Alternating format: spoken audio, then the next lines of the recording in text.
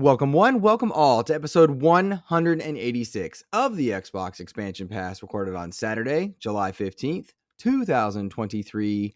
I am your host, Luke Lohr, the InsipidGhost, joined by my co-host, the intrepid Captain Logun, and honored as well to be joined by PTK Blam, host of the Shop podcast. And in this episode, we have an incredible amount of news as the FTC has officially lost their trial and appeal against Microsoft, allowing the Activision-Blizzard merger to go forward, mostly. We also had an IDXBOX Showcase this week, and it was impressive, as well as a third-party game streaming service now on its way to Xbox. As always, we hope you enjoy the show. Logan, we like to start the show by offering words of kindness to those who have made our gaming weeks better. But first, how are you, my friend? I'm good, man. I'm back from all my vacations. Vacation Logan is done. We're back, ready to get in some news. It's been a heck of a week trying to catch up in the last couple days of like what's been going on in the game news for like last week. So I'm ready. I'm here to do this. I'm glad that you had a good trip. For anybody that doesn't know, Logan was at Sea of Thieves Fest. He was traversing London, meeting developers, talking to crewmates, and it was fun to live vicariously through you. In your absence, Logan, Baron from Level 1 Gaming, Joseph Moran from the Trophy Room jumped in, and that was fun. Yeah, he's all. And this week, that laugh you hear is Mr. PTK Blam, host of the Shop podcast, a man who has been kind enough to welcome me onto his show a number of times. Blam, welcome to XEP. How you doing, man? I'm good. Thank you for inviting me. First of all, thank you and Logan. You guys are freaking amazing. One of the few shows I keep up with, but I'm glad to be here. Like he said, he got a lot to talk about. It's been a crazy week, but yeah, I'm happy to be here, man. I'm ready to get into it. Oh, me too, dude. Me too. It has been quite a week in all the senses of the word. Yes, definitely. So that's fun. But guys, we always start the show with words of kindness to those who have made our gaming weeks better. Logan, who has made your gaming week better? It's dude, Florian Mueller over on Twitter. I just got done listening to like a wrap up of all the CMA stuff that's been going on. Like they had a Twitter space going out. Mm-hmm. The dude has just been like covering the ABK deal so stellarly. Like it's been absolutely killer. Deserves all the kudos for sticking with this deal, because if not for their account as well as like Hogue Laws and stuff, man, they're breaking this stuff down. And then I'm reading the English version through Tom Warren's stuff and like Destin Legary's stuff. So like, but Florian Mueller has been like absolutely killing it.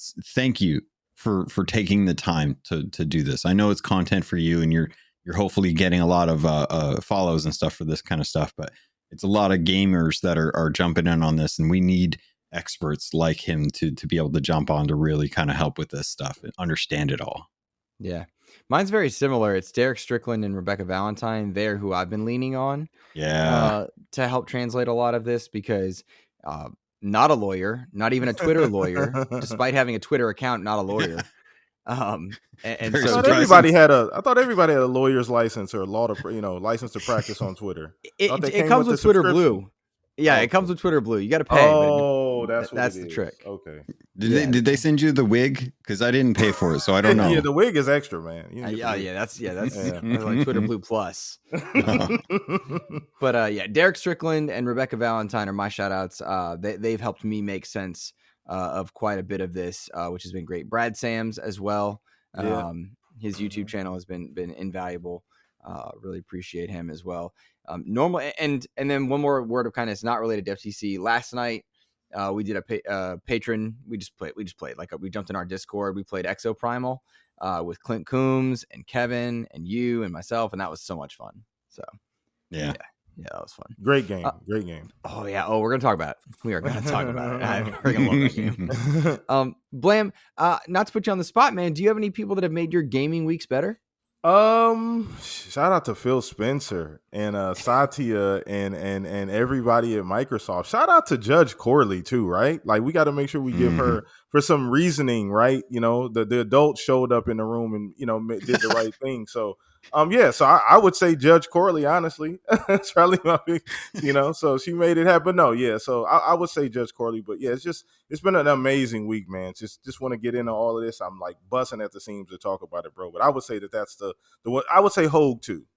Just to give somebody give somebody their flowers. Hogue for sure. I've been keeping up with Hogue as much as possible. He hasn't been as consistent as Florian, because Hogue with the health issues, but Right. every time he posts something, I'm on it. So I would say Hogue. Yeah, it's a good one. Hogue Law, good people, good people listed all, and it's really nice to see that Hogue is getting kind of better and able to participate in this, because it would have been tough for him if he couldn't say anything. Exactly. Exactly. He'd have been a bulldog, man, if he was if he didn't have that the health issues and stuff, man. Like in the hospital with his phone, I'm going live. The nurse is like trying to grab the phone and rip it away from him. You're in surgery. You know what this deal means? Get away from me. Well, last week in the change up of our format, I neglected to read off our patron list, Logan, and that's not fair to them. And so I want to give our tier 2 and 3 their shout outs this week. For any listener, you guys can support XEP financially by going to patreon.com/Xbox Expansion Pass. Means the absolute world. Helps tremendously in ways that you probably don't even realize. So please consider supporting us over there. We've hit a bunch of milestones of late, and that's pretty darn cool.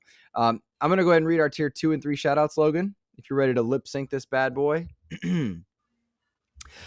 Robbie Bobby Miller, Silent Cypher, Xbox Skittle, Hafrican, aka Charles Jones, Game Positive, Jam Pack Sam, Matt Valdez, Neo Prime 33, Rick Davis, Red Beast, Xbox Mike 29, Matt Without Fear, The Lord Sir Master James Suddy, Brendan Myers, aka The Winter Gamer, Sony's VP of Marketing Kevin Butler, Clint Coombs, DJ Hero, and Dano12.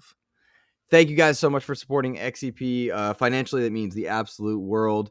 I'm having a blast chatting in our Discord every week. It continues to be a good time, and so we appreciate you. Also want to...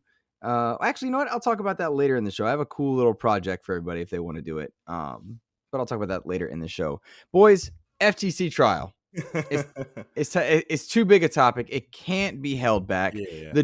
The deal is done. The deal is done. Judge Corley stated very clearly that Microsoft had won their case. The FTC did not provide proper evidence. The FTC then asked for an appeal. Judge Corley denied it, and it was sent to the Ninth Circuit. The Ninth Circuit very quickly denied the request for an injunction, and Microsoft is now free to close the Activision-Blizzard merger in the United States, thus meaning that everywhere in the world it has been passed, save for the UK, where the CMA is kind of standing in opposition. The CMA has come out and they've said that they are going to work to kind of make amends and see if they can't clean some stuff up, because they were an outlier in a global perspective, and that doesn't look good for them.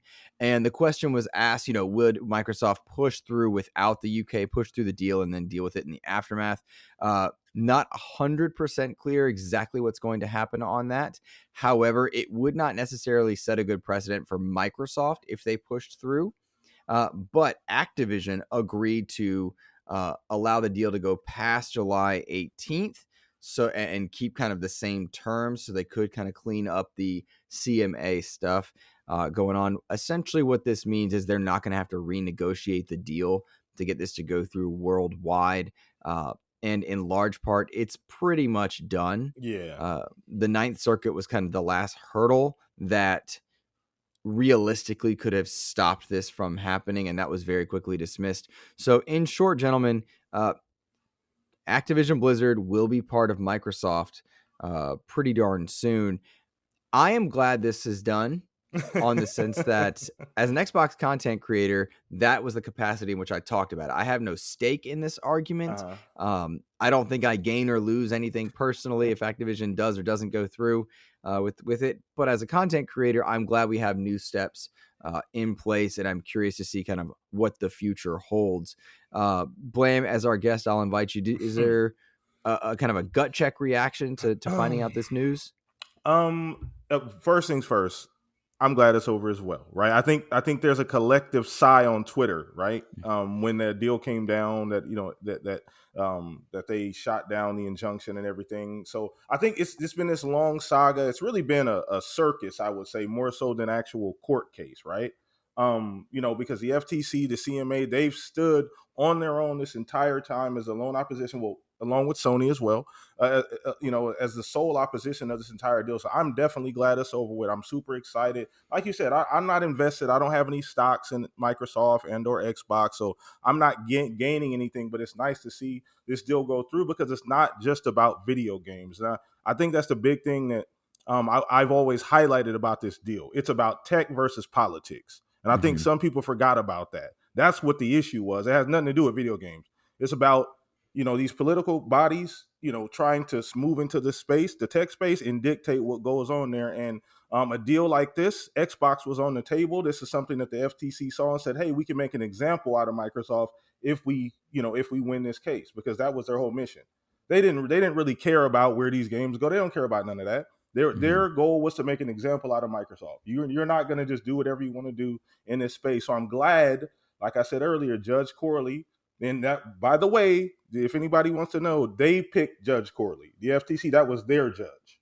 So that wasn't somebody Microsoft picked or they had. That was their judge. So I'm glad the adults stepped in the room and got things squared away and made sure this deal was done the proper way, because the entire industry was behind the deal from day one, Luke. I mean, how many tweets did we see after the deal was announced from other publishers, from other developers, from Take-Two, Ubisoft, saying that they were 100% behind the deal? Hell, even the people that make the consoles, AMD and NVIDIA, said, we're good. We're fine. Nintendo, we're fine. We're good. The only opposition was the CMA and Sony. So I'm glad this happened, bro. I'm so glad, so happy. In the most selfish way as a gamer, Game Pass, man. I'm so glad to see a lot of these games coming to Game Pass and having access to these games. On top of, let's not forget the human element, Luke, because people forget about that too. Kotick is finally gonna be gone. So that was a big thing for me too. A lot of people get caught up in the console war stuff, but ultimately that company was not going in the right direction, Luke. And I think people forgot about that throughout this case because of the whole console war thing. We forgot about the people that were working there that were getting treated like a boys club. And that was the biggest thing for me. Yes, Kotick is going to get his golden parachute, but that's the easiest way to get him out of there. Give him his money, go send him on his way, and let him go do his thing on his own. But I'm excited. All those things are positive. Game Pass is a good thing for my wallet. Hopefully, we get to see some of these other studios pull away from COD and do all these other things that they have available to do, rather than have your entire studio base working on one game. So I'm excited. There's too many positives to go over. I know you guys are going to get into it too, but I'm really, really excited that this is happening, man. Finally.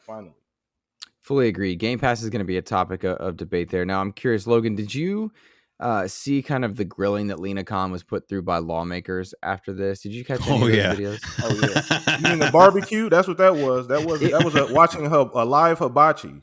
It was wild to watch for me because those are not good people that were grilling her.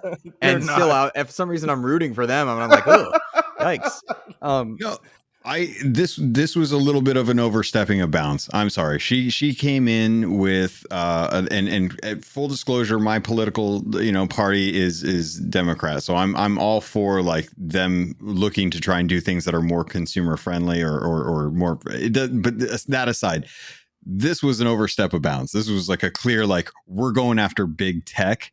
And that bugs the hell out of me, man. Like I'm fine with them doing that kind of scrutiny for just about everything, but there was no argument to had. They walked up at the podium.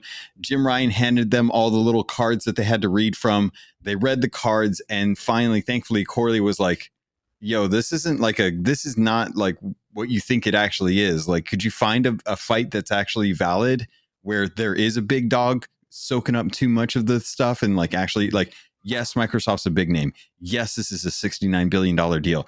They are not the leaders in the market. If Sony was doing this, I think a lot more people would be like, whoa, right. Chill out. You got a lot of, like, this is going to put Call of Duty, like, exclusive onto Sony. They have no qualms about doing that because they're already making content deals for that and and I Blam said everything I wanted to say and did it really well. So I'm not going to rehash any of that. But yeah, watching Khan like sit there and have to and there were points where she's like kind of smirking, just she's hiding that smirk, and she's like, you guys are just kind of being like real jerks about this. And they were most definitely being jerks about this. But at the same time, like watching Elizabeth Warren like root for Khan in this situation when Warren has absolutely no idea about what's going on in this entire deal, but knows that it's big tech and big tech needs to be broken up. That's just politics. I hate that. It just makes me sick because it's not actually doing what the FTC's job is, which is caring about consumers. As guilty as I think social media is of giving gamers a platform to speak about things they don't know, we saw politicians do the exact same thing. Oh man, in this case, and so well, I don't know Judge Corley in any way, shape, or form. It was nice to kind of read the documents and see very clearly that like they were systematically eliminating things based on fact and evidence, and that was appreciated, particularly in the wording. Now, a lot of things are going to take place after the CMA deal gets finalized, whether they output their cloud-based services to a UK company. I think EE is the one that they're mentioning, which we've talked about on this show before. That was one of the 10-year deals that Microsoft had signed earlier some months ago. Whether they do make concessions to allow the CMA to clear it as well. What's going to happen then is kind of an evaluation of redundancies. When this deal started, Activision was roughly 10,000 employees. And at this time, my understanding is it's around 17,000 employees. Microsoft proper is trimming. Activision is likely going to be trimmed as well because you'll have redundant programs. While it will be similar to Bethesda in, you're going to be able to operate partially on your own, there are going to be some systems that get cleaned up, HR, logistics, payments, that kind of stuff. They were going to, in all likelihood, with all precedent set from Bethesda, honor any existing contracts that are in place. But then there will come an evaluation of, all right, what can we do with our newly owned IP? What can we put into Game Pass immediately? What can we set up to go into Game Pass when things are done, like when deals have been honored accordingly? And what projects are already in the works? How far along are they?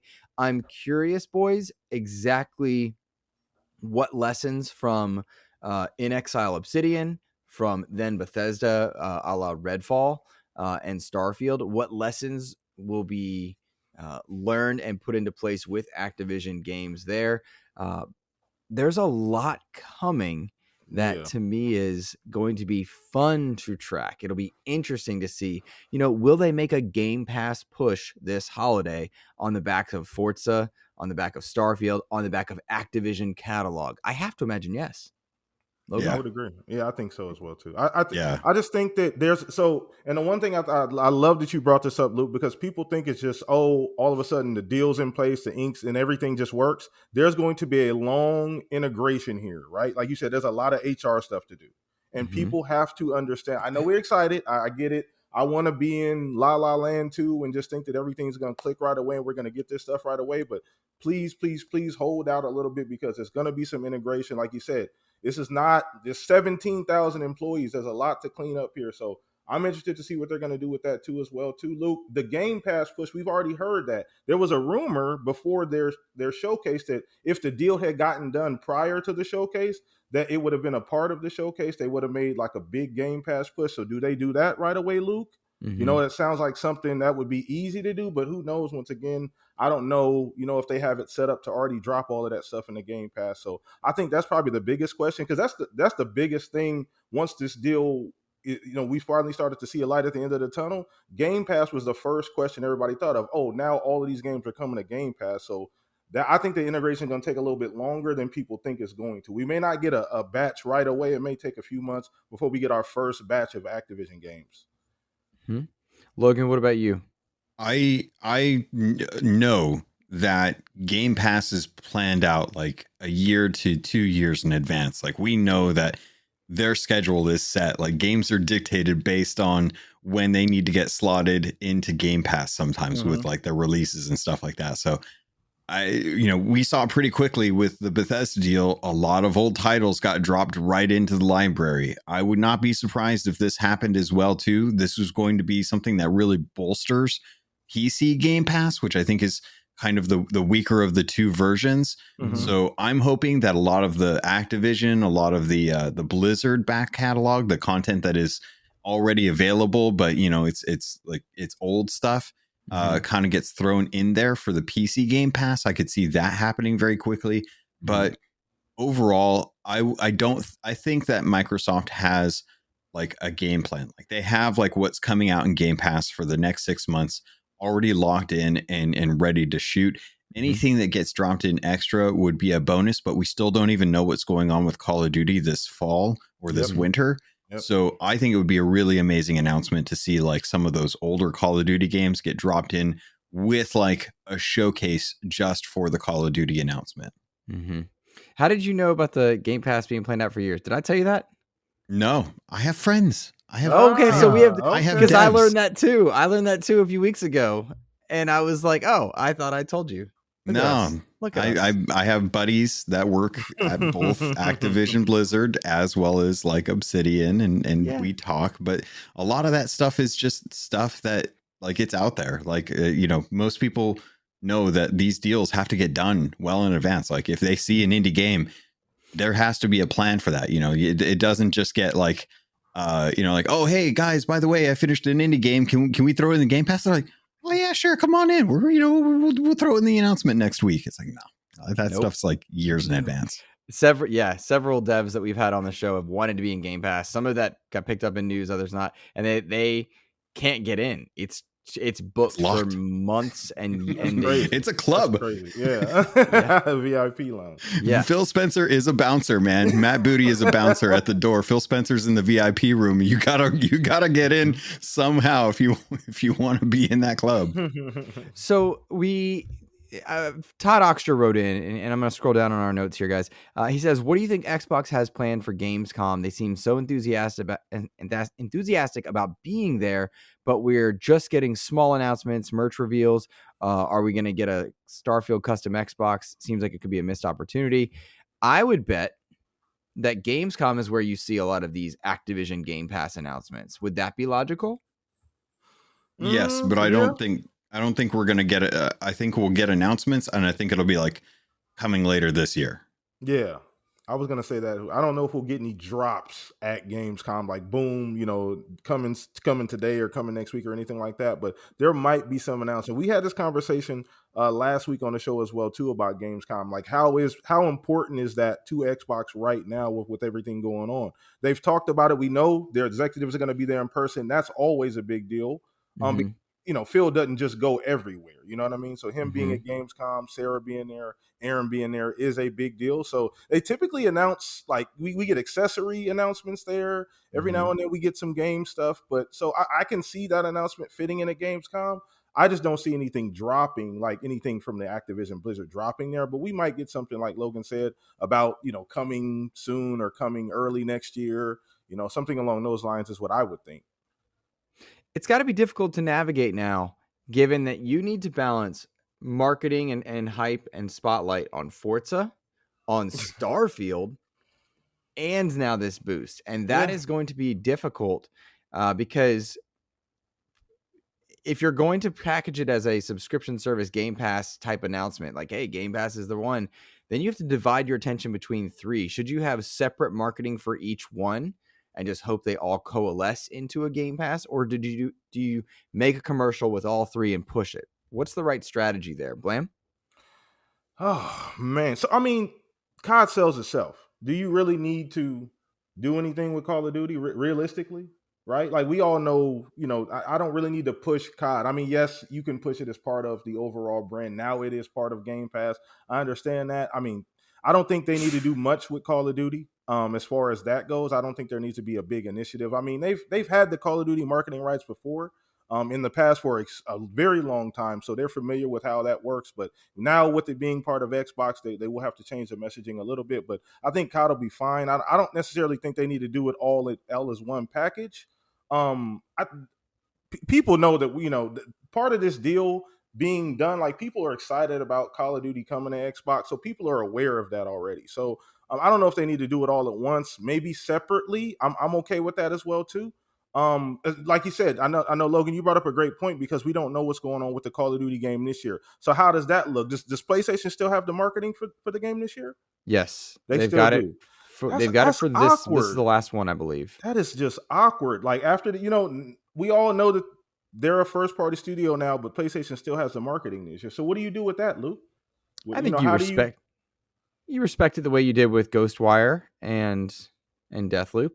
I don't think there's anything wrong with that. And Xbox won't be upset that's money in their pocket more than anything, because the way this merger works is Xbox didn't buy Activision per se. They invested $70 billion into a product they then own. Yes. So it's money moving, but it's money moving internally once the deal is done. Yes. That's complexity beyond my understanding. Yes. But I mean, that's kind of what I see happening. Now, Logan, how do they balance Forza, Activision, and Starfield come holiday time? What's your thought on that? Oh, that's simple. You got Microsoft. They got focus on Forza and Starfield. That's their baby. Yep. They're gonna let Activision, Blizzard King do their thing. They've probably already got a venue, hosts, guests, like announcements, marketing stuff already planned out for Call of Duty. So like that's already their baby. They're just gonna Phil's just gonna be like, all right, move forward with that. Keep it separate. We'll integrate it later, just like with any of the Activision Blizzards or with any of the Bethesda stuff that was like coming with Deathloop and them. Like they were handling theirs, and then it was like the next E3 time was when we got that announcement that it was going to be like a Microsoft and a Bethesda showcase kind of paired together, not like merged together. I think we're going to see the same exact thing. I think they just want to let Activision kind of handle their marketing because they've already got a full team that does that on a regular basis. Like they just announced like the Homelander Bad Boys stuff for Call of Duty. So like their train's rolling on that. They're just gonna continue forward with that. Sure, PlayStation's got the marketing rights for it for this year. That's fine. They're gonna get that card. We don't know if that's gonna even change like in the future. Like, will Microsoft want to like, if Microsoft sells exclusive content through Call of Duty to Sony, that's just more money in the bank coming to Microsoft. So and I don't need the marketing rights if it's in Game Pass. So they're not that marketing rights aren't as important. Gotcha. Now I will expect that to change next year. Yes. For sure. I'm also curious to know, will COD be in Game Pass? I've seen documentation to say, no, it can't be in Game Pass until 2025. It can't be in Game Pass till X date, that date. I'm curious if those deals stick. Microsoft has a precedent of honoring them, but Sony clearly doesn't want to fund Microsoft in any way, shape, or form. We've seen that as well. So I'm curious if anything shifts or changes. I do expect the back catalog of COD games to make their way into Game Pass, and that's exciting. There's a lot of fun to be had there in terms of single player stuff. But the big COD, Warzone's already free for people to play. It'll really just be the multiplayer component that I think the majority of gamers would get excited about. But once you can get COD on Xbox box and in the commercial, I think the game changes. Yeah. And I just want to address something too. You brought up the relationship with Xbox and Sony. That's never going to be the same ever again, by the way. After this FTC stuff, the way PlayStation acted, you're literally the sole opposition. You're the biggest reason why, I don't say the biggest reason, but you were the biggest sole opposition of this entire deal. And you showed your butt the entire time. There's no way they can do business the same way. They literally, all the information that came out, all the emails, everything that Jim said, there's no way, so I'm curious to see what the relationship is going to be after this. If they deal with them in more of a matter of fact, like strictly business, like we're not doing you guys any favors anymore. We understand you're the market leader, but We're not like it has to be different now. There's no way they could come to the table and look at each other the same way after everything that's come out. So I'm interested to see that too, Luke. How is that going to go? With Call of Duty, how are those negotiations going to go? Is Phil going to be cutthroat? Like, you know what? Forget about you guys. You guys try to take the wind out of our sails and make it hard on us. We don't really want to do business like that with you anymore. Who knows though? That's one thing I want to see too. Logan, did you see Steven Totillo reporting that the top 3 games on PlayStation were Modern Warfare 2, Modern Warfare 2. I told you about this last night. Minecraft. Was that you that told me? I told you about that last night. You told me. Okay, Logan, tell the people about this then, please. It was so funny, dude. Shout out to Steven Totillo for a killer tweet, man. But he literally talked about how the top PS5 game that was downloaded for 2022 was Modern Warfare. The top PS4 game that was downloaded was Modern Warfare. The third most downloaded game for Sony PlayStation players was Minecraft. Microsoft is the biggest third-party publisher right now for Sony games. And at that point, you have to just sit back and laugh. Like, I honestly, and to pick up on what Blam was talking about, honestly, the relationship between Phil Spencer and Jim Ryan, that is still going to be like good friends, kind of buddy. They're business guys. They understand what their jobs is, and they're going to work the best to kind of get what they want out of the consumers, which is loyalty, right? But this is a great opportunity for Microsoft to continue to offer the olive branch. You just turn the other cheek, man. Don't even let this get bitter. Don't let it get spiteful. Like, Kotick is like, no, I don't want to deal with these guys anymore. I'm done with Sony. That's Kotick. Phil's not Kotick. And I love Phil for that. I think Phil could continue to offer the olive branch to Sony to continue to be like, hey, if you guys want to put this on your service and go toe to toe on Game Pass, that's fine with us.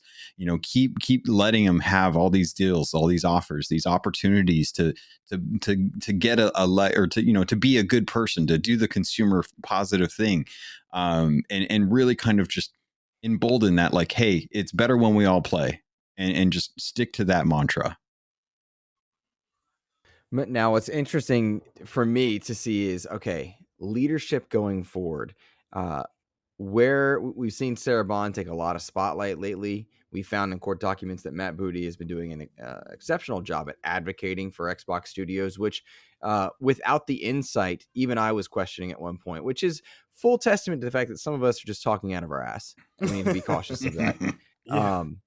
But I wonder now if Sarah Bond isn't the right person to take over at Activision, isn't to step in and kind of head up the restructuring, the streamlining, the cleanup crew. I think she should be a great face for it. She's clearly shown in multiple situations, court case, gamer friendly, on the E3-esque show stage. Yeah. She can handle herself.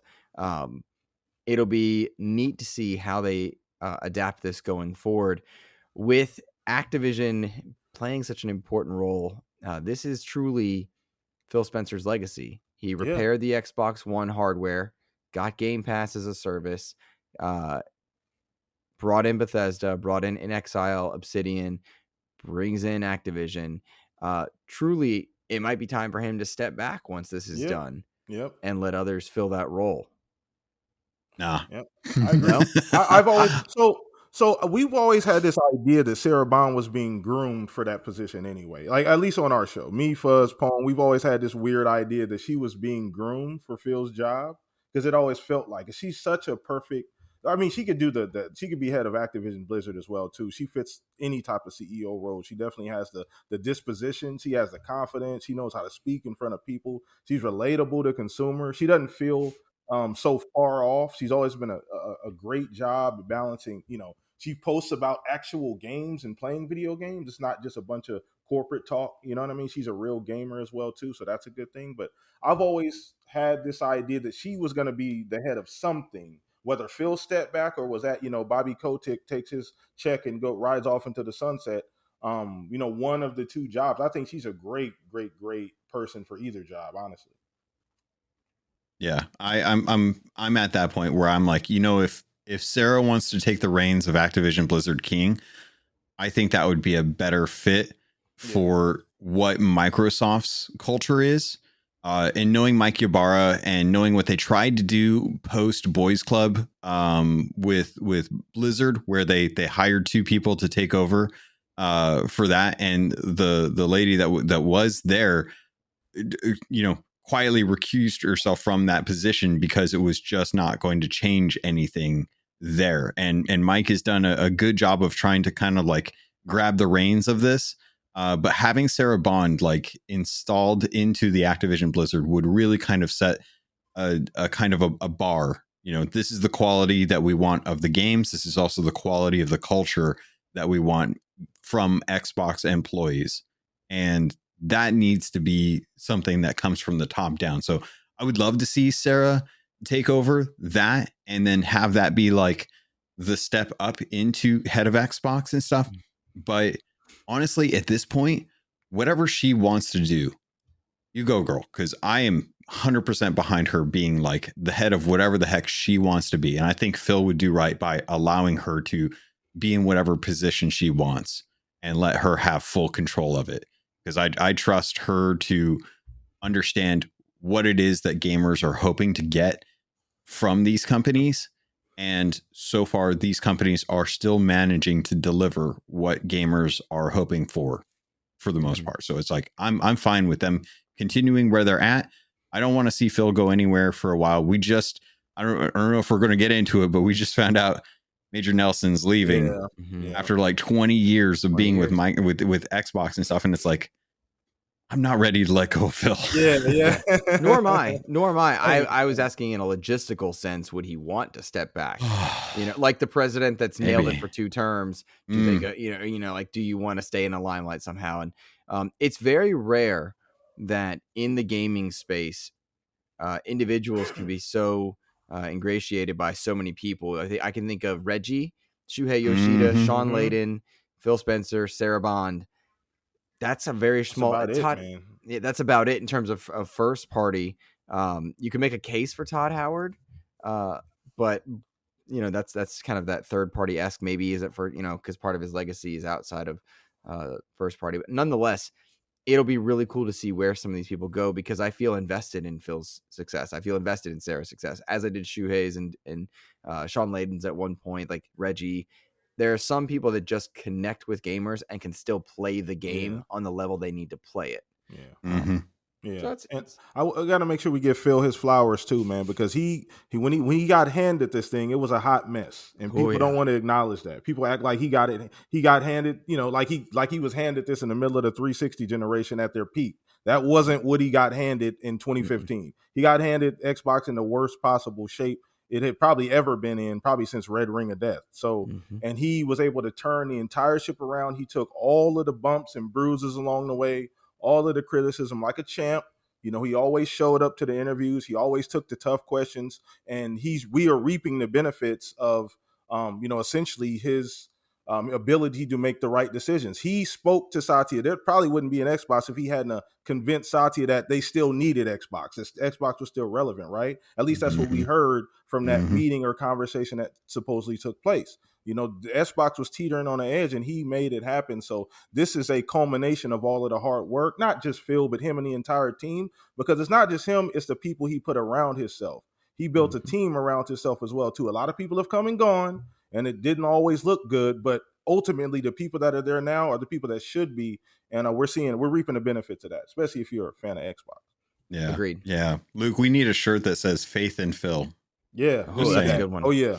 You know what? I'm calling King over at Iron Lords. I'm like, bud, I got a new idea for you.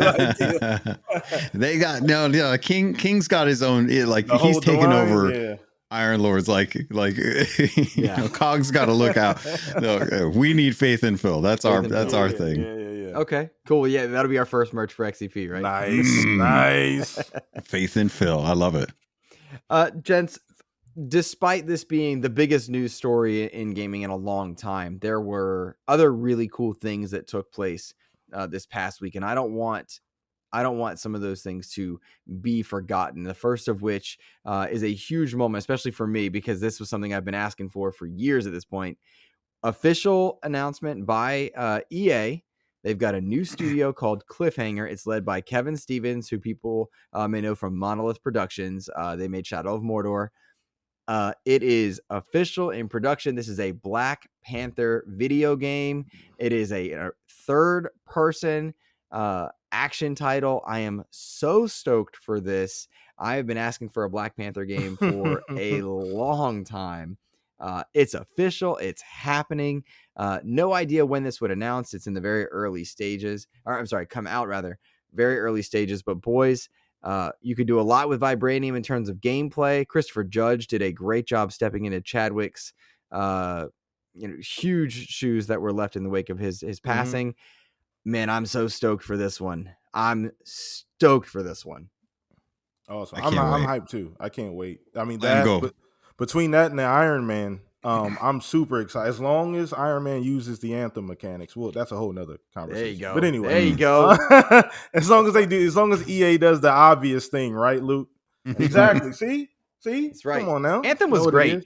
People be hating on Anthem. It was. No, anyway. all right. Great. The gameplay was good. Design was terrible. The design was perfect. No. Yeah, we're splitting hairs, Logan. I get where you're going. There wasn't a lot to do. So with a game like Anthem, content is the key. You got to show me where I'm going. They didn't show people where they were going. You built this great world. It's large. It's fun to fly around in with great mechanics, but you didn't give me enough to do. You didn't give me anything to do. You gave me a bunch of repetitive stuff, and then you didn't really give me a roadmap. And then the loot wasn't great. The drops, there was a lot of little stuff. It was death by 1,000 cuts. Logan. It was that's what it is. It was the 18 load screens to get from the mission table out into the world. It was the 2 different hubs to try and do multiplayer versus single player. It was the really weird facial animation with the very stock bodies that you're talking to everyone and they're not really they're kind of it's like Barbie. This is 18 months, man. They got it out in 18 months, right? I don't begrudge the teams that had to gruel on that. Yeah. And I love the gameplay loop as it is, but bro, we it's like the red ring of death. Like the 360 was a fantastic generation. We cannot just glaze over that red ring of death. That was an issue. I feel you. But with that being said, the Black Panther game, be back on topic here. I'm excited. And once again, I don't know what I want from these superhero games, Luke. It's been so long since I've been invested in a superhero game, Luke. I have no idea what I want out of this game. But third person is a great start. Christopher Judge, that's another check mark for me. The team, obviously, like you said, they had a Monolith, which is a great pedigree, right? They make phenomenal games.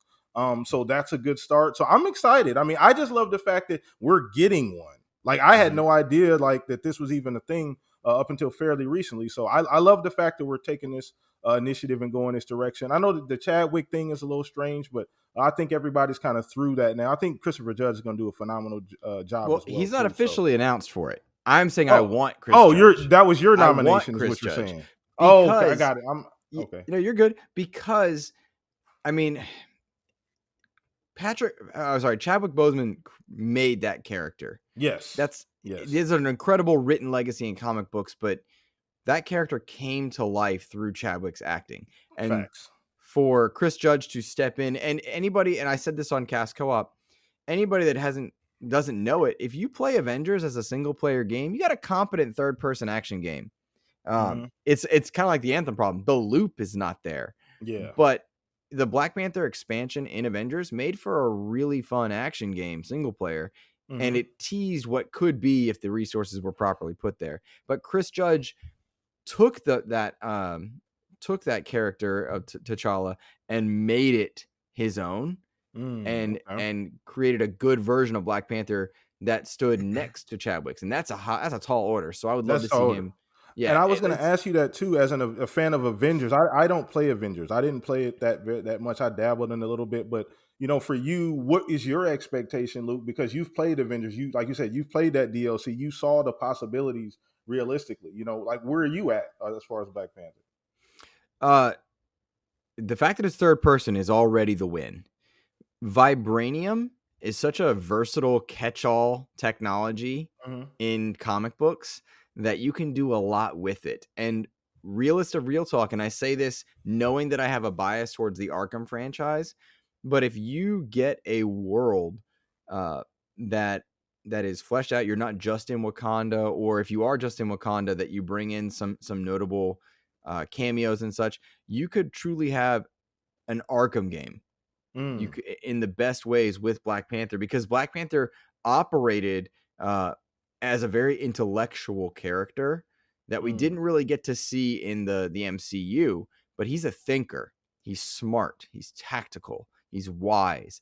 And if we see that smart, tactical, wise character in conjunction with vibranium technologies, you could do a lot of really cool Arkham style approaches where you're sneaking up on and stealth taking down groups, but also brawling and putting the full might of your suit to work. And that's what I'm really stoked to see. And that's what I hope happens, because I've got MCU fatigue. I've got superhero movie fatigue, and I'm a diehard hero fan. But the gaming space, it's we haven't really gotten enough top tier, consistent, unified vision games. We've got Spider-Man, we had Guardians, but then like whatever Suicide Squad's gonna be, Gotham Knights, disappointed despite my love for it. It's not what we wanted it to be. I really hope that this nails that front. Logan, I don't think we got to hear truly about your thoughts on the Black Panther game. First off, shout out to Jedi Survivor for making this a thing that can happen with EA. Yeah. Because if not for Jedi Survivor doing Fallen so Order. well. Fallen Order. Fallen Order.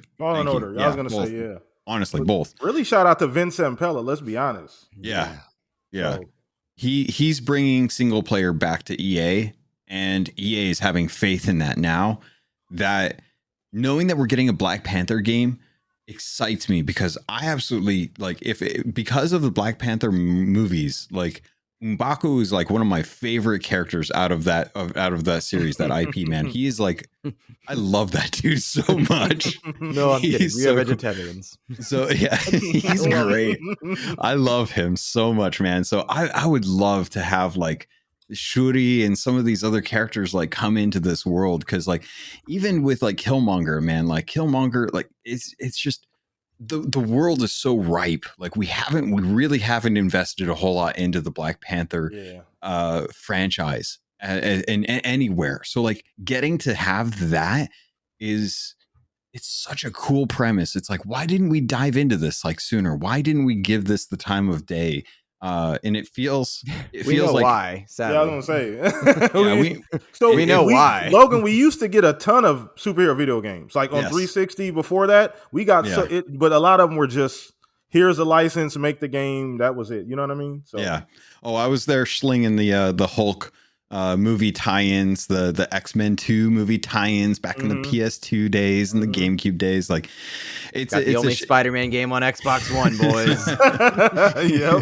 Yep. So, but like, yeah, I like this is a game that I'm excited for, and the fact that they're doing a third-person single-player game, I hope that EA doesn't feel like it needs to be a 60-hour game.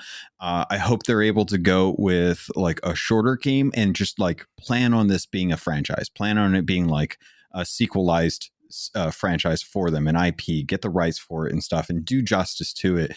Play around with the mechanics, play around with the cast, have a really good writers telling really compelling stories, if that's what this is intended to be, because that's just going to pay homage not only to the comic creators who invented the entire IP, but also to Chadwick and bringing a legacy beyond what he started to help give kids a place to go for African Americans, for Africans in general.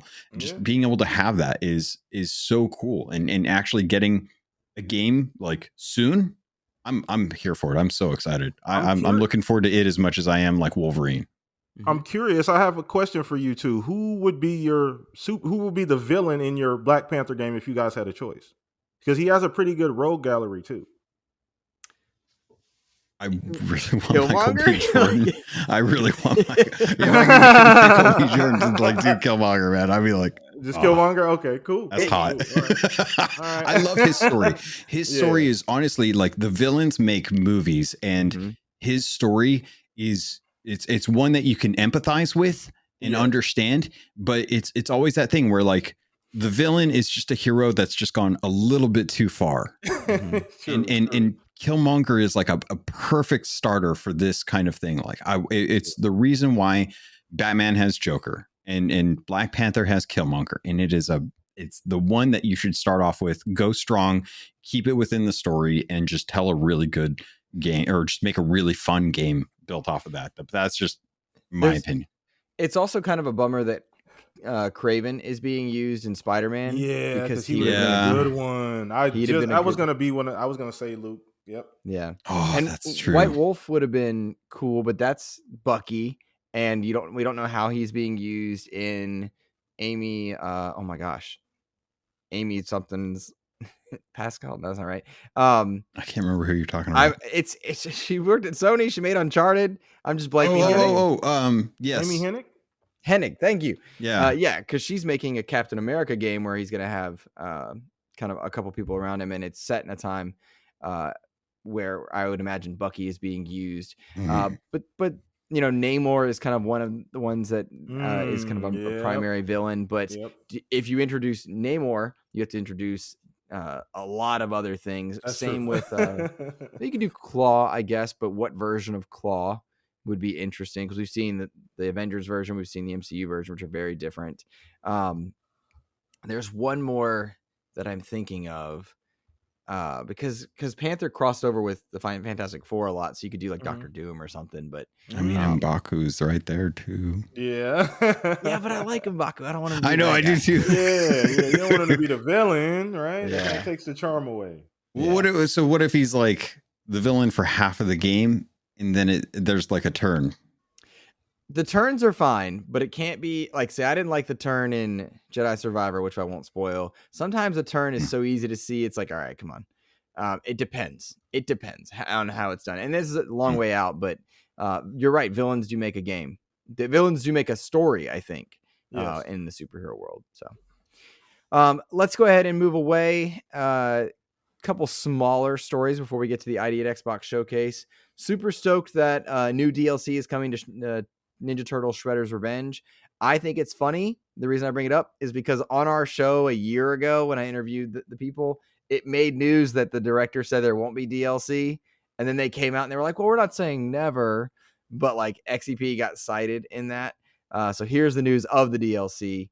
The Game Pass Family Plan, there was a preview going on in Ireland and Colombia. That is ending with no word on it going worldwide. Interesting to kind of see what happens on that front. I know a lot of people were hoping for a family plan. I wonder if ABK has anything to do with why it is or isn't happening in a timely event. And the Gex trilogy is officially announced. That came in a limited run showcase. That is coming to all platforms. I'm excited because I like Gex as well. Did any of these three stories do anything for you guys? Anything you wanted to note on them? They're smaller by design. Say that again? Nope. I was curious if any of those rang a bell for you, but because they're smaller stories, I just thought the Shredder's Revenge thing was cool because we were cited as saying no DLC, and then they were like, well, maybe, and now there's DLC. That's funny. That's hilarious. Yeah. That's hilarious. Yeah. Did you guys see that in the ABK news, Microsoft had forecasted for both Indiana Jones and Starfield to each do 10 million copies over on PlayStation? Yeah, on PlayStation 5. And I laughed out loud because Starfield, absolutely, sure, I can see it. Yeah. Indiana Jones, get friggin' real. Yeah, no, I don't think. Yeah. No. I'm gonna step back from this because I'm an old guy. So you guys, the younger crew, you can talk about the not relevant. I'm an old guy too, so I'm probably the oldest person here, actually. So, well, maybe not. I don't know. But we're old. We're old, Blam. Yeah, we're old. We're old. Logan's like 45 or something. Oh God, never mind. No, I'm just kidding. Logan, how old are you? 41. 41. Oh, we're close. We're close, Logan. So I'll be 40 in December. So we're right there. I'm right behind you guys. Behind you guys. But yeah, I mean, I lost my train of thought. Holy moly, what was I saying? Indiana Jones. Indiana 10 Jones is million. not Yeah, relevant. the Indiana Jones. So that's strange. It's funny because considering what's going on with the movie at this current point in time, right? There's been this huge drop off. The movie started off fairly well. There's been a gigantic drop off, at the theater with the movie. So for them to project that game's going to sell 10 million or do 10 million, or maybe they mean active users, 10 million people play it, like try I it don't out. think. No, it says They said sales. sales? Sales on PlayStation 5, and they were okay with nixing both versions. No clue. Like, that's not to say that they were in full production for PlayStation 5. It's not quite a Redfall experience. Yeah. But they were cool nixing a PlayStation element to these games in favor of boosting their own catalog of exclusives and Game Pass. But to me, it's like Starfield. Sure, Yes. that's the successor to Elder Scrolls. Yeah.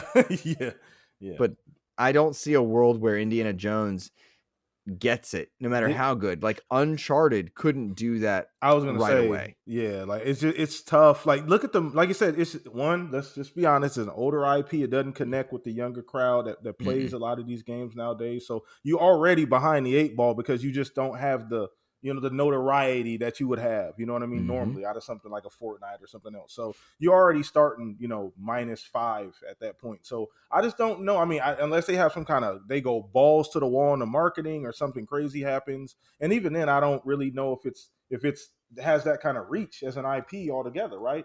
I love Indiana Jones. I'm 39 though. I don't know if my 19-year-old son loves Indiana Jones. He probably doesn't, right? So it's just, I find that hard to believe, Luke. Where do you think they got that number from? I mean, honestly, look at if they're saying that they were expecting it to sell over $10 million. This isn't like the creator of Luke, what was that Dead Space guy that made he was the original Dead Space guy and he made his game. He made Callisto Protocol. Callisto Protocol. Lance Schofield. Lance. So he said he was expecting 10 million copies for his game. That's his baby that he's selling that, right? This is Microsoft forecasting 10 million copies for Indiana Jones. If they're saying 10 million copies for Indiana Jones, I'm expecting a hell of a game, regardless of IP. Yeah, and I feel you. I get where you at. I see it, but also, so the part that bothers me is I heard like a lot of the game is in first person, and I was like, I got first person Xbox fatigue, man. Like, they do a lot. They do a lot of first person. I'm a third person guy. Buddy, that's what our bread and butter is. The first party is Xbox. I mean, yeah, that's kind of what they do. Yeah, the problem is the older I get, the worse I am at first person games. That's the problem. You got to do what I do and just turn that sensitivity down. Just sort of like, yeah. Dude, I was playing Exoprimal last night and I had to turn it down to like 2. The sensitivity, it was so bad. I was like, this is my old man moment, bro. Like, this is really it for me. I had to turn it all the way down, bro. I kept it at normal because I'm a youth. I was looking for that ADS sensitivity for like all of the suits and it wasn't there, and I was like, I'm too lazy for this. Exoprimal is great. I love this game. This is a video game. My wife is playing it right now as we speak, Luke, in the bedroom. Right? Yeah. Now, Logan, he was dumping on it last night, weren't you? What are you talking about? No. I thought you didn't like it. I thought you didn't that was Kevin. That was Kevin. Okay. Kevin was dumping on it. I like Exoprimal. We were having a good time, except y'all need to stand on the damn point. Not y'all. Faster with 5. Okay, let's back right up here. Okay, I was healing for one guy that wasn't in our team, and I went forward to help keep him alive. And y'all started yelling at me because I was the one that was yelling the previous match. That's what happened before the lies start coming out from Mr. Luke Lohr. That's what actually happened. First of all, let's stop all that. We've talked about some important things on this show, but nothing bigger and more important than the fact that Logan, and this is true, Blam, Logan played one bot match. Meanwhile, Kevin, Clint, and we're several matches in. Logan plays one bot match, comes in, and then he starts giving directions. All right, we need to move here. Let's go here. And we're like, whoa. Logan. Slow people. They're not moving forward when we got to move forward because we're behind. And they're not staying on point when we got to push the payload. It's like they've never played Overwatch before. Like, come on, guys. You know how this works. Look at Luke just shaking his head over there. Luke's just shaking his What are you doing? Also, we played the demo together when it came out too, so you can't tell me that it was like, oh, you played one game. Like, we played the demo together. It was fun. I love that game. And let's be real, that's a perfect Game Pass game. It is. Yeah, it is. Nonsensical dinosaurs popping out of wormholes and you're shooting them in an exosuit. I ended up spending the $8-9 on the season pass to support the devs. Yep. Yeah. Okay, cool.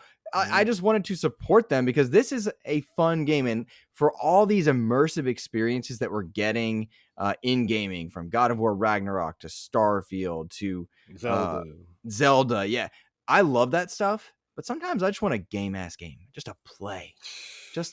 Luke, and I was so nostalgic last night sitting there. It felt like I don't know if you remember this game. I know you do. You and Logan probably do. You guys remember Earth Defense Force? Yeah. It gave me Earth Defense Force, but nothing but just ridiculous fun. It actually is borderline cringe, but I'm having so much fun that it doesn't matter. All the dialogue and the little cut scenes, they try to make all over the top action. And the one thing I can't get with is me not being able to talk. Not having a voice, the character. Your character. I see.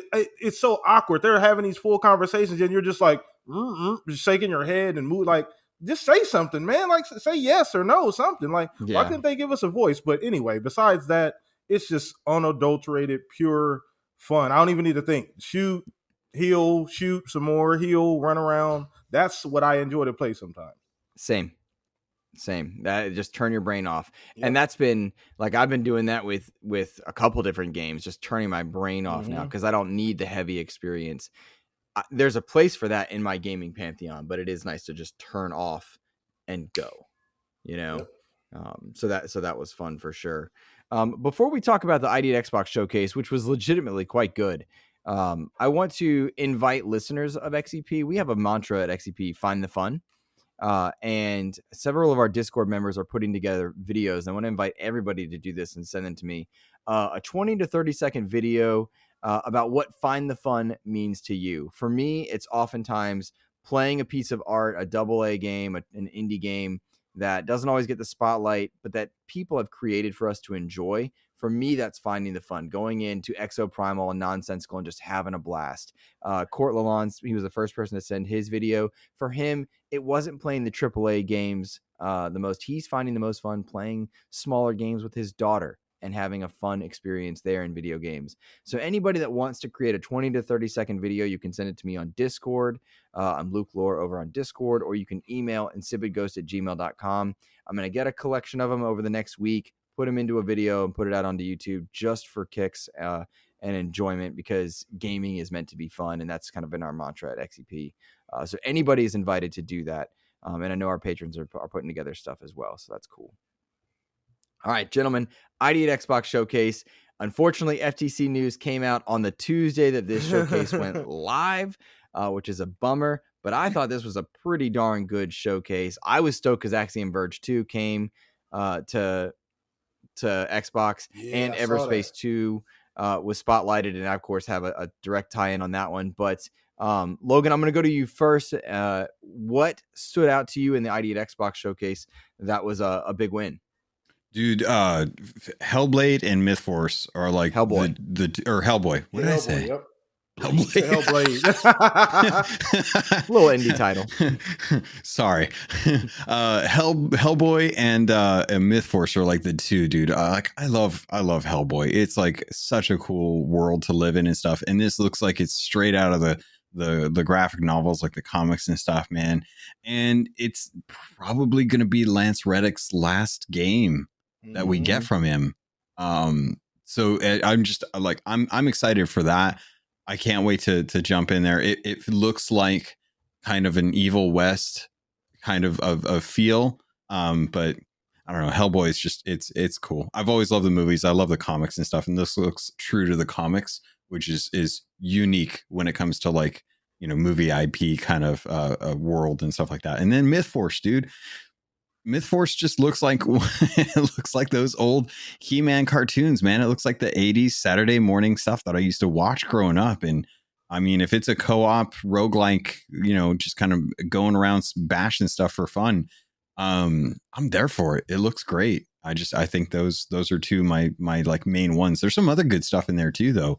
As far as like Everspace 2, Sea of Stars, obviously is going to be absolutely amazing. But yeah, Hellboy and Mythforce are like my two like kind of spotlights for me. What about you guys?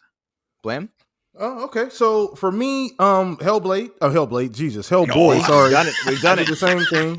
Hellboy. Vampire Survivor getting 4-player couch co-op was awesome. Because now me and my wife and 2 kids can all play together. And my Xbox will probably blow up. I don't know how we're supposed to play on one system though, with all the madness going on. But so there's that. What else was good? Man, so many cool games. Stumble Guys looked fun. What else? You mentioned another Sea of Stars, obviously. I'm not really into turn-based RPGs, but that's a big deal. I know a lot of people are looking forward to that game as well too. Let me think. Let me see. Mythforce did look cool. I'm not gonna lie. I'm new to roguelites and like ARPGs, Diablo, that kind of stuff. I've only gotten into that stuff maybe the last year or so. So I'm playing everything like that's a roguelike. Everything that hits Game Pass is like a roguelike or ARPG. I download it just to see what it is, just see if I like it. Because I'm really into those games now. So that's a game I'm looking forward to. Let me see what else they got. There was one other one that I saw. Oh, Everspace 2 as well. That looks phenomenal. Obviously, they're going to build on the first Everspace, which is a severely underrated game. And Everspace 2 looks like it's just taking that, everything that they've made, and building on top of that, making a larger experience. So that's probably what I'm looking forward to the most. Yeah. That's dope. So Everspace, Logan, did you want to say something? Oh, I was gonna say it looks like what Starlink was kind of building, but it just looks like it's a lot more realistic, and it looks like there's a lot better systems in place than what Starlink was going to do. Because I was like turning around, I was like, what the heck is that name of that game with the Star Fox and the R-Wing and stuff? Starlink was really good. Everspace 2 looks fantastic though. At the risk of being self-serving, I don't know if you guys had a chance to listen to it yet, but I did have on the developers of Everspace 2 this past week, and that made news because and it was cool because like Windows Central and a bunch of news outlets picked it up. Yeah, congrats, Luke. I saw that too, by the way, Thank man. you. That's awesome, brother. Thanks. Yeah, I read the Windows Central summary. I didn't watch the no, thanks. Video. Thanks, co-host. I'm stoked for Everspace 2 though. Like real talk, because it's ditched the the procedural generated like rogue. Yeah, they got the handcrafted planets now. Yeah, it's all very structured. It's a single player, more linear experience, but it's a Diablo loop, and which means like you're upgrading your ship, you're upgrading your loot as you go. And it is kind of that Star Lancer, Rogue Squadron, Starlink flying, which I'm into. Little things like kind of very similar to it. Little stuff like the turrets on your wings you can customize with infinite combinations, but like they'll track the enemy as you're shooting, and the game looks beautiful, and it's coming to console, which is where I want to play. It's out right now on PC Game Pass. Anybody can go play it, but coming to console, that's where I like to play my games. I'm looking forward to that one. The Sea of Stars, again, self-serving. Terry Boulanger has been on the show twice. Really cool to see that. Hellboy, I agree, Logan. The Web of Weird, that just looks cool. The art style. Yeah. Can I jump on the Axiom Verge thing? Because I know you want to talk about that a little bit, but dude, the Axiom Verge games, I've been waiting on those for like a sale on Switch forever. Like they're just above like my impulse buy. So I'm constantly like waiting. Like I go to Deku Deals every once in a while to check for a few games, but Axiom Verge 2, hearing the feedback from that developer, what he built with the first one, and then what he took from the lessons that he learned from the first one and put it into the second one, so that the second one is a lot more accessible as far as like being able to actually like complete the game. I'm stoked that this is coming to Xbox, because it is going to be like one of the best Metroidvanias that people are going to be able to play on Xbox right now. That may not have ever heard of Axiom Verge, and they would be missing out if they did not give this the time of day. I played the heck out of it on my Vita and on my PS4. there was a window of time where I wasn't sure which platform, but it was definitely PS4. I played the heck out of Axiom Verge. I bought the bundle. You can get both games together for $35. It's about a 15-hour experience in the first and second one, so you're getting 30 hours there. I would say get that bundle. Tom Happ's a really cool dev. I would love to have him on. I reached out, well, who knows, but like, I love his story, his personal story with Axiom Verge as well. Mhm. I'm so glad this is on Xbox now. I hope Xbox gamers receive and welcome Axiom Verge, because there have been a few times where developers won't come to Xbox, and then when they finally do, the dividends aren't paid. Yeah. And this is not in Game Pass, so I hope people do support it. I'm stoked. I bought that one right away. Got that bundle I because I just missed wanted to one support it. too, Luke. Yeah. Texas Chainsaw Massacre. Oh yeah. That's the other one that I'm looking forward to as well. 3v4, obviously, based on the movies. It looks Mhm. amazing. Game looks. I'm not really into horror games like that, but I'm down for something like this. I don't know if it's. I don't think it's Game Pass either, but this might be one I give a try. I think Looks it is. I'm fun, gonna man. check. Like, yeah. I think it is Game Pass. Let me Is check it? on it. It might be. I don't see it in the article here. They don't mention it, but it could be. Maybe I'll look that one up. But Logan, I want you to do me a favor and introduce our next topic, the Antstream third party platform, Oh or third yeah. party cloud, because you and I debated, talked about it, and then you looked into it a little bit further, as did I. So Antstream Arcade is coming to Xbox. This is the first time for Xbox. If you guys don't understand what this is, it is 1,400 games. If I looked at this right, I'm going to pull up the thing because I know in our notes it says 1,300, but I got the website pulled up. Okay, so yeah, it's over 1,300 games in 600 mini game challenge. But this is it's effectively like a good 10 to 15 consoles worth of games that most of them are going to be third party, where the licenses can be acquired. But you've got a lot of the classic PCs that came out across the world that are going to be made available. You've got NES, SNES, Game Boy. You've got some Genesis stuff in there as well too. Just PlayStation titles as well. These are all going to Atari. Yeah, Atari's a really big one as well too.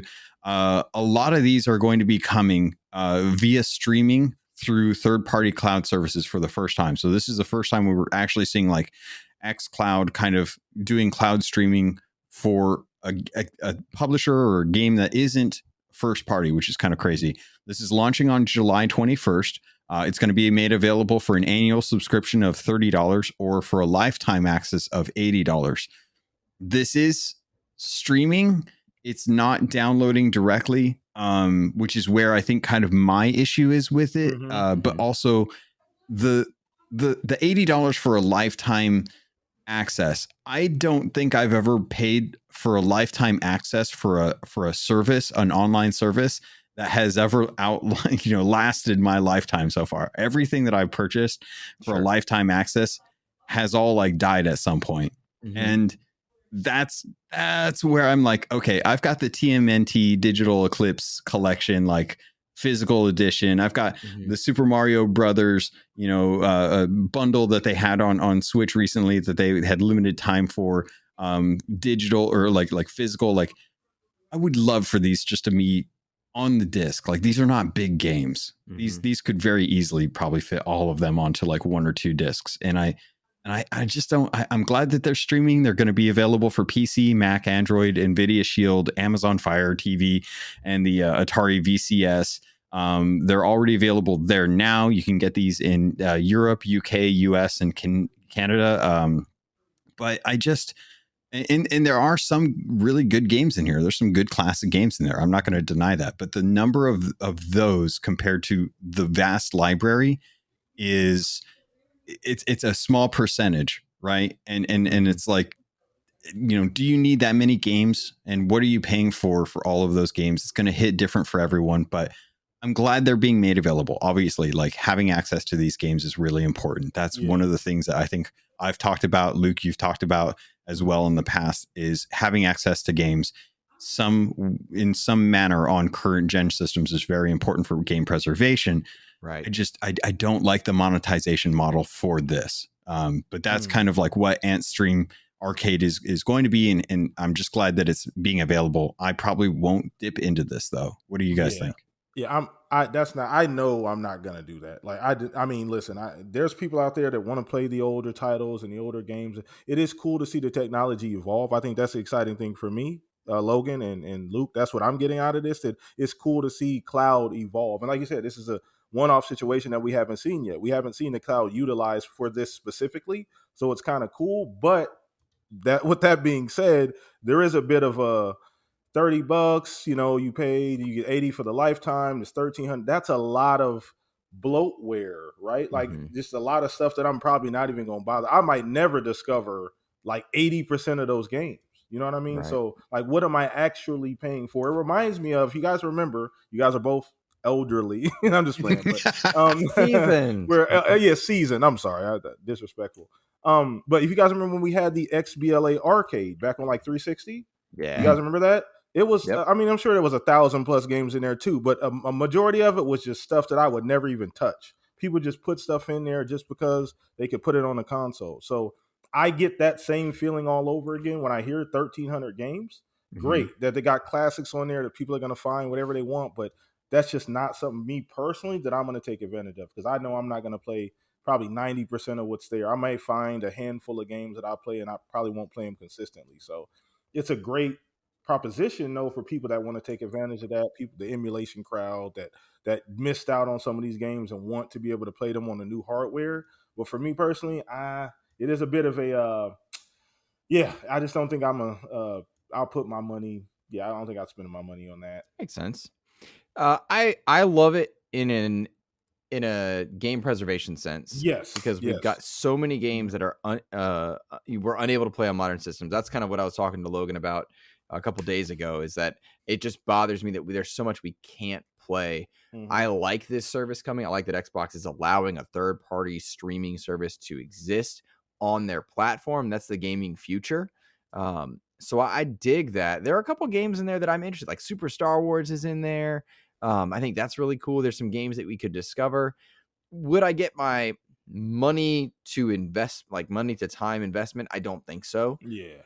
But to me, that's not the point. That's not the celebratory approach here. The celebratory approach is you can now play these games in a more accessible way on console. And that's what I like. Yeah. I would play Super Star Wars. Would I go and beat all of them and whatnot? Probably not. It'd probably be like GoldenEye, where I go in, I play, have a ball nostalgically, and then go back to something that's more recent. But the idea that they're not gone is what I like. Yes. And that's what I dig. And I reached out to Antstream. I would love to have somebody on. We'll see. I just sent the email yesterday, but like what happens? Like, can games be added to the service? Could games be taken away from the service? Does your progress say, let's say you do $30 for a month and then you decide 2 months later, you know what? I want to do that again. Did all your progress save or did it go away? There's some logistical stuff I'm curious about, but the fact that this is happening to me is good. Will you get the dividends paid in? I don't know about that one. That's a little up for debate. That's my biggest issue is $30 for a year. Even at 10% of 1,300 games, it's 130 games. Are there 130 games that you recognize on this list that you'd say like, yeah, I'd spend $30 for these? Even at 5%, you're looking at what, 65 games? Are there even 65 games at $30 that you'd play for a year? My backlog stares at me every single day as is, without that even being a thing, right? So like, we have these problems already prior to this happening. So like, it's daunting. But like I said, I think the biggest thing here, if we want to look at this from the perspective, and Luke already stated, the game preservation, right? That's the biggest W here, is that we're actually able to continue to play these games. You know what I mean? We have the opportunity to play them on updated hardware. Do I see this being a thing in the having long legs? Maybe. I mean, maybe enough people get behind it. But I just know it's not something I'm going to put my time into. I know I'm not going to play those games. So yeah, I would love to have Digital Eclipse or Limited Run Games make a physical version of this. Oh, that would be cool. That would be really cool. That's where I would spend the 80. What would you sell it for? Oh, I'd spend, honestly, I'd go 60 if I had my 60? I would go Really? 60 Oh. just for the sake of like having these physical locked in. That's a that's money in hand right there. I do think that a lot of these they're a lot of the money that's coming from the subscription service and the lifetime access thing. I think that's going towards a lot of the costs for streaming this content. I don't, if they were to actually do these like on a disc and whatnot, I think it would probably be a lot cheaper to produce. Yeah, that's true. But bottom line, I think this opens a door of possibility. And that's what I'm looking forward to. Yep. Boys, we're running long in the tooth, and I kind of expected that given that we had such a big week of news. And we had to talk about Exoprimal and Logan's leadership in Exoprimal. I do want to get captain. to yeah, you are the captain. That's fair. You know what? I take it back.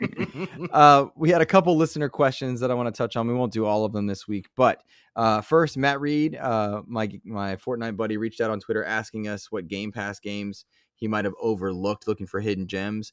Matt, we just put out a video on that on just our YouTube. So if you are listening to this and you haven't checked out the YouTube side, we did an Xbox wrap up with hidden gems from Game Pass. So check that out. It's really good. We had some really fun gems for you to check out there. There's more than you would think to be. There's more than you would think. Yeah. Oh yeah, there's a lot. I think we addressed Todd's question about Gamescom and the potential of what we might see there. Anubis asks, he writes in and says, are there any fond Gex memories that you have? I loved Gex, Enter the Gecko, and Gex in general on PlayStation is where I played it. But I remember distinctly there was the Star Wars level, and seeing parody for the first time in general was Gex. So like I, as a kid, didn't know what parody was. And then to see it in Gex, that's what I learned. And so I'm excited for Gex to come back. You guys?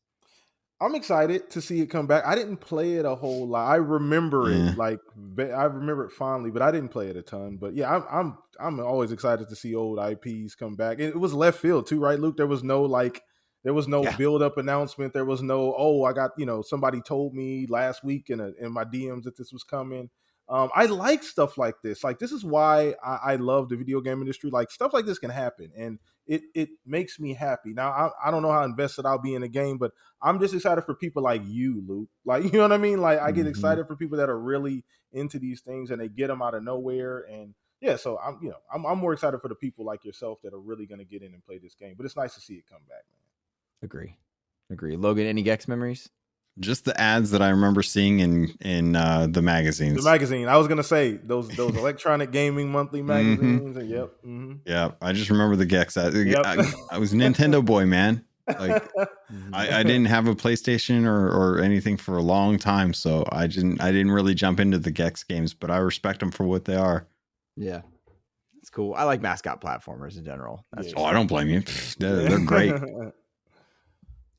Speaking of mascot platformers, Edward Varnell wrote in over on Twitter, Edward from the Nintendo Pow Block and Optional Opinion.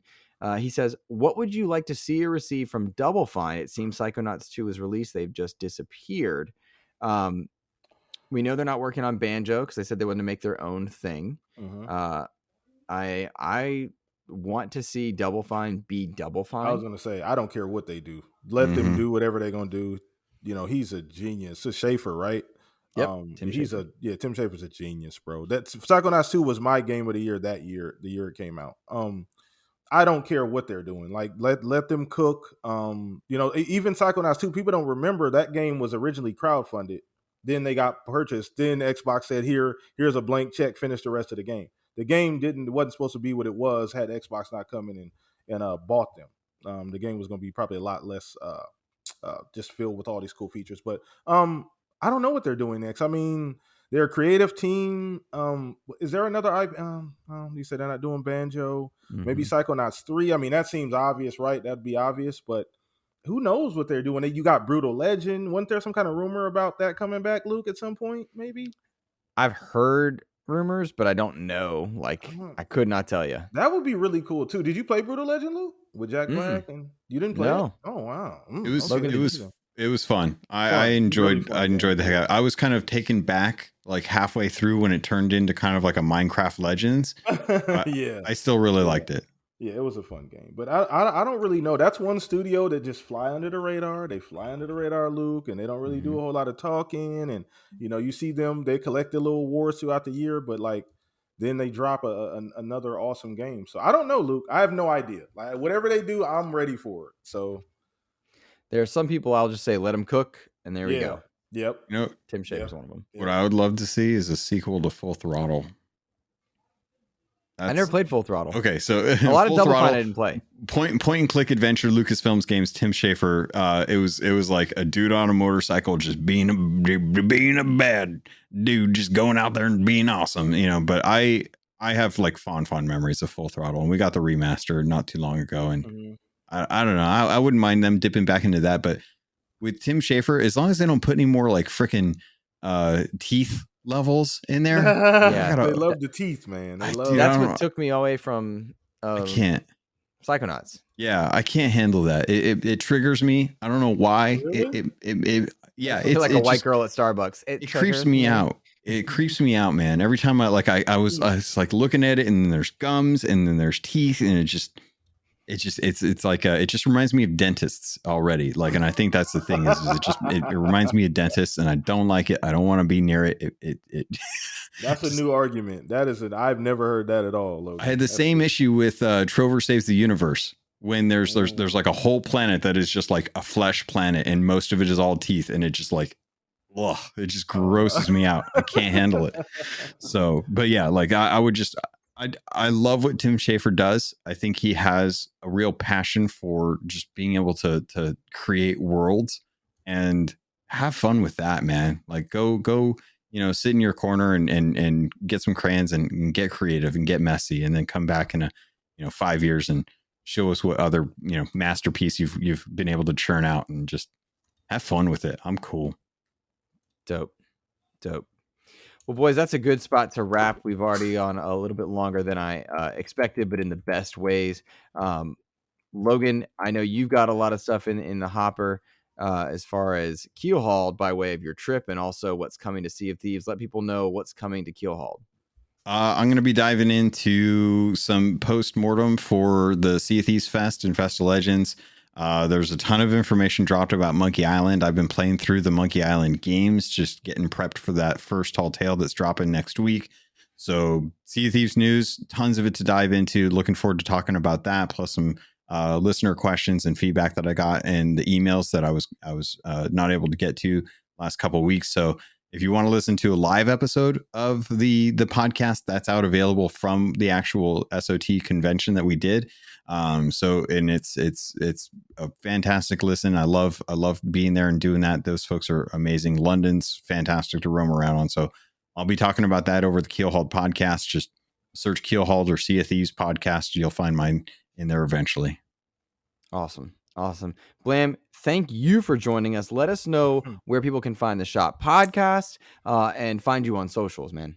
Thank you. First of all, thank you, Logan, as well, too. Two of my favorite people, man. You guys are awesome. Much congrats and further success on the show. You with your Sea of Thieves podcast as well, too, Logan. We can't forget, as well as XEP for sure, Luke. One of my favorite shows. I make sure I watch, and I tell Luke every time, I make sure I watch this every single week. Every video you do, Luke, just about, bro. I make sure the noties are on and everything for sure. So thank you. One of my favorites, bro. But PTK Blam, you can find me at the Shop Podcast host there. We will have a show later on today. We got Mav coming to hang out. We got 3-Bit coming to hang out. A lot to talk about this week. That's 6 p.m. AZ time, 9 p.m. EST. Follow me on Twitter, PTK Blam. That's probably the easiest way to keep up with stuff going on throughout the week. I do a poll on Mondays, all that cool stuff for the podcast. And if you want to play video games, PTK Blam on Xbox as well. But thank you once again, Luke. Thank you for the chat. Everybody, you too as well, Logan. I had a phenomenal time. This was awesome. Listeners, you can find me on Twitter at InsipidGhost. There are more interviews to come, figuring out who and when and how, because there's a lot happening. But we'll see kind of what happens there. You guys can check out my interview with the Everspace devs. That's up now. And Hive Social's founder from a week or so ago. That's up on the channel as well. And support us over on Patreon at patreon.com/Xbox Expansion Pass. It helps more than you know. Have a fantastic rest of your week, everyone. Take care.